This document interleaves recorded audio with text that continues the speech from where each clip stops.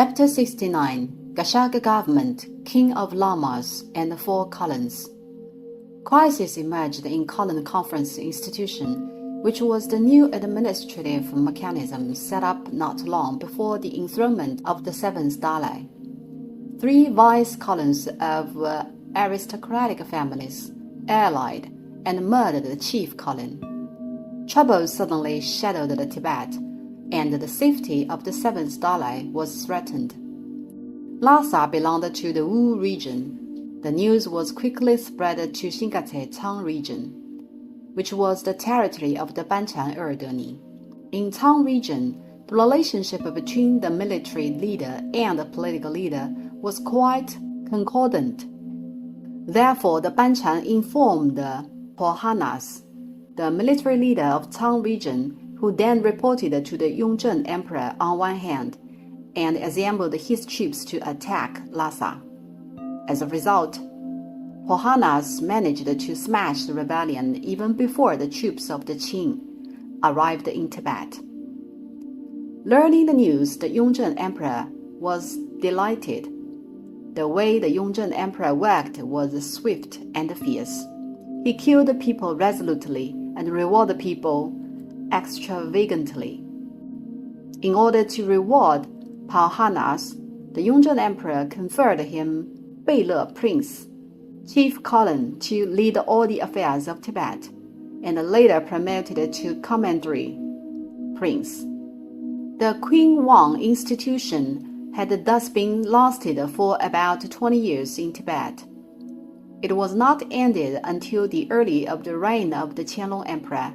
It was also the only Queen Wang, Jun Wang institution ever in the history of Tibet.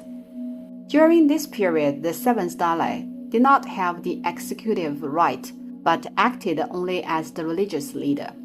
But the relationship between the seventh Dalai and the Pohanas was tacitly understood and agreed.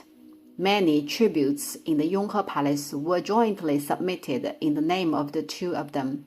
Sometimes the seventh Dalai brought his tributes together with the ones of Pohanas, and sometimes vice versa.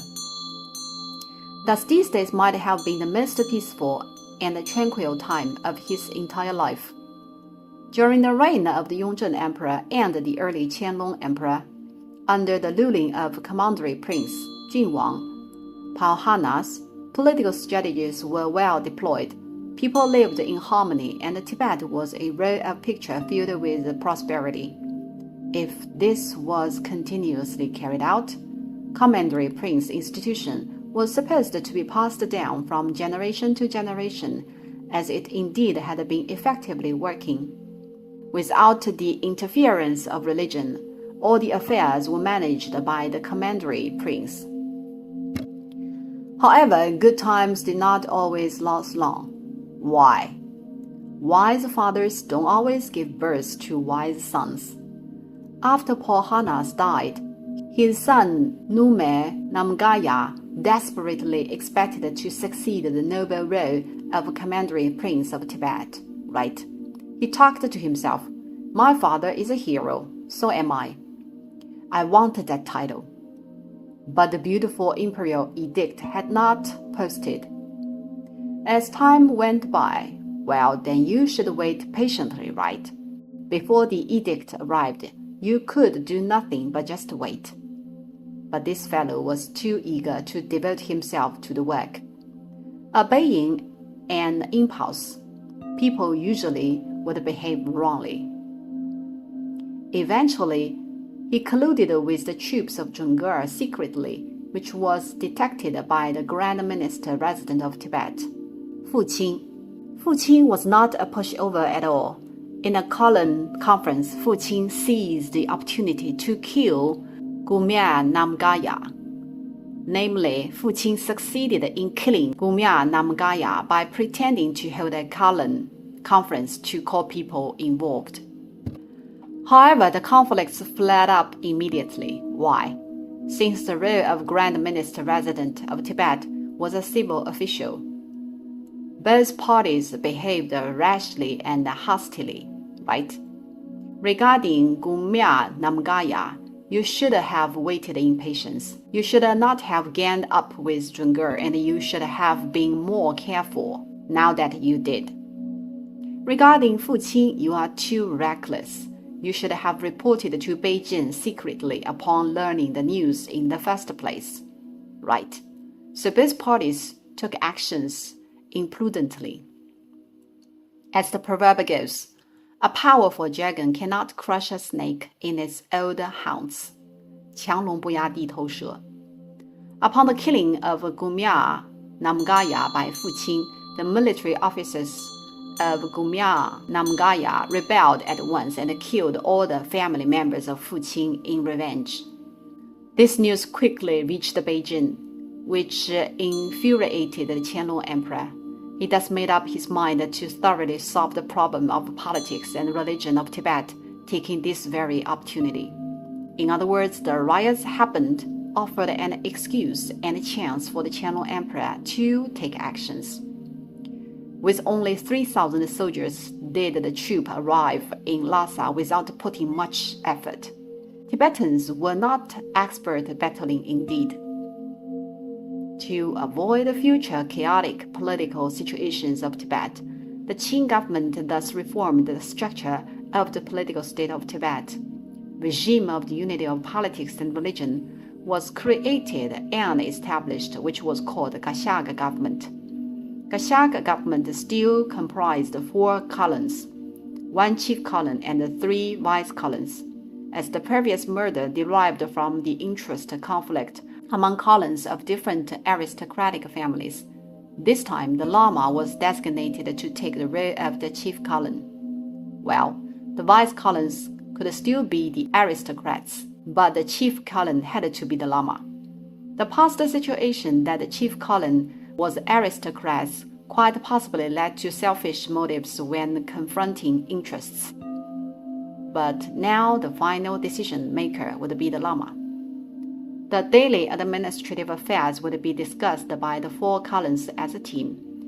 After the discussion, final decision could not be made, whereas it could have been in previous situation. So the proposal after the discussion had to be submitted to the Dalai Lama and the Grand Minister resident of Tibet. All the authority of politics, economy, culture, justice, and the military of Tibet were held in the colon office. However, everything needed to be discussed as a team before execution. In addition, these 4 colons, 1 chief, 1 and 3 vice ones, were not divided into being responsible for specialized area, which was quite distinctive, right? If you are familiar with the governmental system in present day, you would know that there is 1 director and 4 deputy directors who perform different duties in different specialties respectively. But there was no specific accountability colon institution, which meant that each colon needed to engage himself for every issue or matter. Namely, each single issue would be discussed in the colon conference. Temporary colons would be assigned if the original team was not knowledgeable enough in certain areas. Hence, as a matter of fact, the so-called 4-colon institution was a matter of fact operated by 6 colons. The role of the chief colon must be taken by the Lama. The other colons were from the noble families, and they were of hereditary succession. Some colons have been inherited as far as today. For instance, after the founding of the People's Republic of China, there were 2 Tibetan generals, one of which was, and the only Tibetan Lieutenant General of China. Colon family had become a term that implies its descendants had been handed down generation to generation. Besides the fact that colons did not account for specific areas, they did not have fixed service term. Well, it is quite similar to the Lord Chancellor of the U.S., who is long life tenure. Council institution of all colons, accountability by all colons, long life tenure of all colons, which features that every single matter was to be discussed together as a whole and then submitted to the Dalai and the Grand Minister resident of Tibet. In the times of the 7th Dalai, the final decision was made by 2 members, who were the 7th Dalai himself and the Grand Minister resident of Tibet. After the 7th Dalai perfectly vested, the Qing government studied the political structure again. Why? It felt like over-delegated to account on Dalai Lama, the only person with the power of the unity of politics and religion. Hence, in form, the Qing government leveraged the position of Dalai Lama. What did it mean? It meant that as the Taoku, you should be worshipped instead of being bothered to deal with detailed matters as you were the deity. Just like the British Queen, who is the formerly monarch, you will not be engaged in the decision-making on politics. That's the so-called unity of politics and religion, since the death of the 7th Dalai Lama was actually proceeded without the Dalai Lama's engagement on political matters, and he would perform the leading role in religion only. Regarding the updated unity of politics and religion, politics were still managed by the Grand Minister resident of Tibet, while religion was not handled by the Dalai himself any longer, but one representative was still necessary. Who was to be appointed then? Under Dalai Lama, one position of regent was needed, who would represent the Dalai Lama to manage the administrative affairs together with the Grand Minister resident of Tibet. But the regent must be a Lama. So to summarize, of the unity of politics and the religion of Tibet, the Dalai Lama as the Taoku and the deity was to be worshipped as the former leader of religion. His administrative power was subordinated to the Grand Minister resident of Tibet, while his religious affairs were decided by the regent. Both the chief colon and the regent must be lamas. Hence, the regent was the king of lamas, and its candidates were designated from the 4 ling temples of Lhasa. We've introduced the Taokus of the 4 lings temples of Lhasa.